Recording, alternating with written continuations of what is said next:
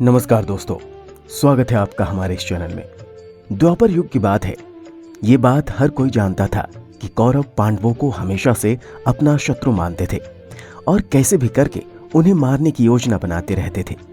एक बार जब पांचों पांडव और कुंती वर्णावर्त नगर में महादेव का मेला देखने गए, तब दुर्योधन ने उन्हें मारने की योजना बनाई।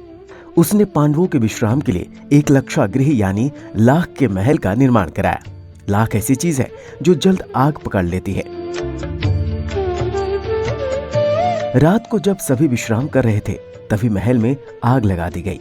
पांडवों को इस बात का पता पहले से ही चल गया था, इसलिए उन्होंने महल के अंदर सुरंग बना दी थी और वो सभी उस सुरंग के रास्ते सुरक्षित बाहर निकल गए।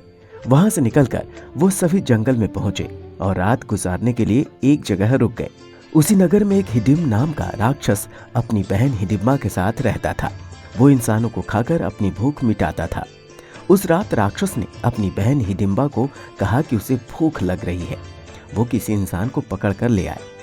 भाई की बात सुनकर हिडिंबा जंगल में यहाँ वहां घूमकर किसी मनुष्य को ढूंढने लगी। तभी उसकी नजर भीम पर पड़ी। वो भीम पर मोहित हो गई। उसने मन में सोचा कि अगर मैं विवाह करूंगी तो इस महापुरुष से ही करूंगी, अन्यथा अपने प्राण त्याग दूंगी। ये विचार कर हिडिंबा सुंदर स्त्री का रूप बदलकर भीम के पास गई और विवाह का प्रस्ताव रखा। जब इस बात का पता उसके राक्षस भाई को चला तो वो अपनी बहन को मारने के लिए दौड़ा। ये देखकर भीम ने राक्षस को रोका और दोनों में जोरदार लड़ाई हुई, जिसमें राक्षस मारा गया। शोर सुनकर कुंती और चारों भाई भी नींद से जाग गए।